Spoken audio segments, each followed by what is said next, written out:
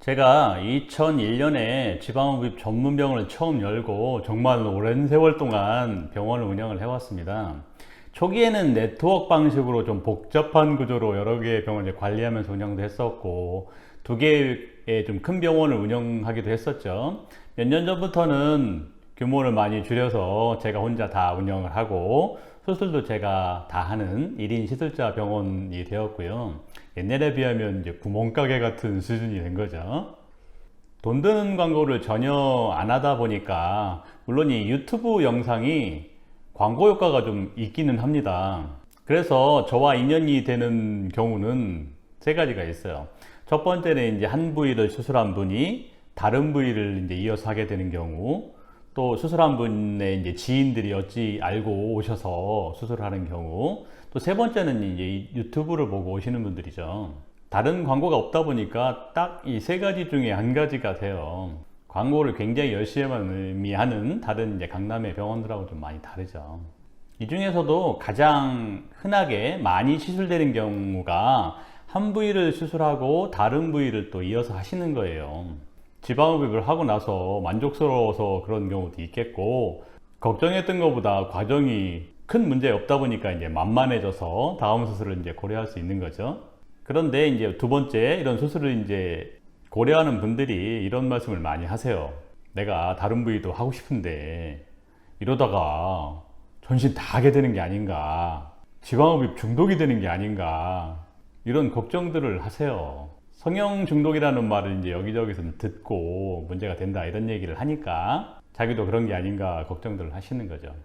방문하신 분들 보면 코 수술을 뭐 5번 이상 이렇게 많이 하신 분들이 있으세요. 코 수술을 했는데 좀 문제가 있거나 기대치보다 영 벌려오면 뭐 다시 재수술을 할 수도 있겠죠. 그런데 눈에 잘 보이지도 않는 미미한 변화를 만들기 위해서 반복적으로 이제 코 수술을 하는 분들이 있어요. 주변 사람들도 반대하고, 심지어는 이제 수술해주는 수술자도 추천해주지 않는 수술을 이제 반복적으로 하게 되는 거죠. 이런 경우가 이제 성형 중독이라는 말을 쓸 수 있을 것 같아요. 그런데 뭐 코 수술을 이렇게 하고 성형이라는 것에 이제 굉장히 잘 모르다가 겪어보니까 또 좋기도 하고 별게 아니라서 눈 수술도 한번 고려해 봐야 되겠다 이렇게 생각하는 것은 좀 당연한 것일 수도 있겠죠. 지방흡입의 경우도 복부 수술을 하시고 뭐 팔 등이나 이런 부위를 또 하고 싶어 하는 것은 굉장히 오히려 자연스러운 일이 될 것 같습니다. 지방흡입을 하고 나서 효과가 별로면 다음 부위를 하고 싶은 생각이 없겠죠. 들이는 비용이 적지 않고 또 고생도 좀 하시는데 결과가 좋으니까 다른 부위를 생각하는 것은 그 자연스러운 일인 것 같습니다. 아무튼 이렇게 초수술을 마치고 한참 후에 이제 두 번째 수술을 상담을 하시면서 또 그 다음 수술을 벌써 이렇게 걱정하는 분들이 있어요. 뭐 중독되는 거 아니야 이렇게 말씀을 좀 하시면서 다음의 수술에 그 비용이나 회복과 기간을 이제 걱정을 하시는 거죠. 이런 분들은 사실은 말이 걱정이지 실제로는 기대가 더 큰 게 작용하고 있는 것 같습니다. 저도 뭐 설명을 또 드리지만 이런 말씀을 듣고 있으면 저도 뭐 기분이 굉장히 좋죠. 또는 첫 수술을 해보지도 않은 분이 이제 뭐 소개나 유튜브를 보고 하시는 분들이 역시 뭐 다음 부위를 또 걱정하시는 분들이 있어요. 비용도 걱정하고 일이 더 커지고 뭐 그런 걱정을 하시는 거죠. 이런 분들은 제가 일단은 지금 하는 첫 수술 잘 끝나고 잘 낫게 기도하시자고, 그런 걱정은 나중에 이제 하자고 말씀을 드리죠. 호감 있는 말 한마디 듣고 뭐 결혼까지 생각한다는 이런 농담이 있죠. 뭐 그런 게 생각이 나는 것 같습니다.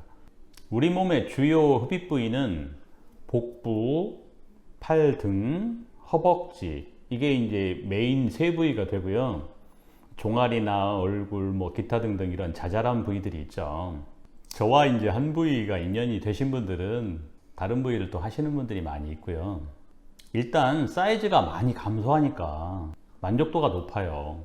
그리고 지방흡입의 장점이 또 하나 있죠. 지방흡입한 부위는 요요가 안 생기는 것은 물론이고, 수술 후에 무슨 일이 있어서 체중이 뭐 10kg 정도 이렇게 많이 늘었다고 칠 때 수술한 부위가 안 한 경우보다 훨씬 지방의 증가가 덜 해요. 그런데 이제 이렇게 체중이 많이 증가할 때 다른 부위는 이제 원래대로 많이 찌니까 이게 이제 비교가 되잖아요. 그때 이제 지방흡입의 가치를 아시는 분들이 많이 있어요.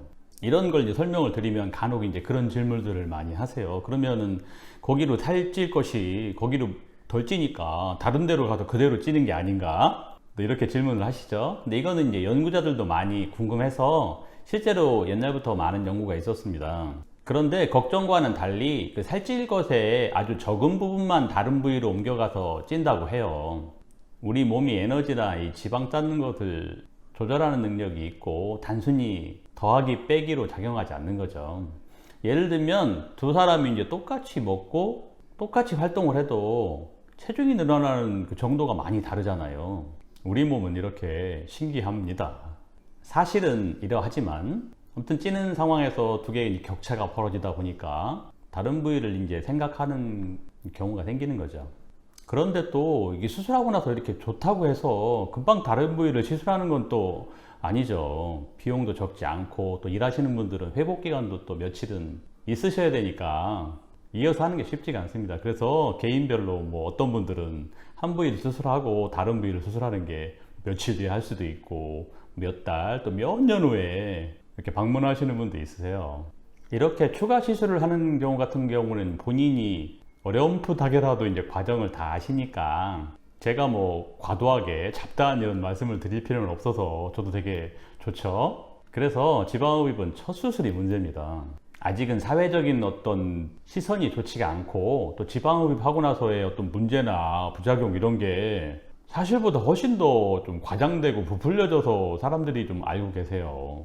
물론 지방흡입에 아무 문제가 없는 것은 아니죠. 뭐 몇 가지 문제들이 있고 제 채널에 이런 문제들에 대해서도 굉장히 상세하게 설명을 드리고 있어요. 관심이 있는 분들은 제 영상을 좀 많이 열심히 봐주시면 좋겠고요. 경험이 많은 시술자를 만나시면 이런 문제들을 좀 많이 줄이면서 좋은 결과를 얻으실 수 있습니다. 저도 20년 넘게 굉장히 많은 분들과 좋은 인연을 맺어왔죠. 제 유튜브 영상들이 지방흡입에 대해서 한 잘못된 선입관이나 뭐 과장된 문제 이런 것들에 대해서 올바르게 알 수 있는 좋은 멘토 역할을 해줬으면 좋겠습니다.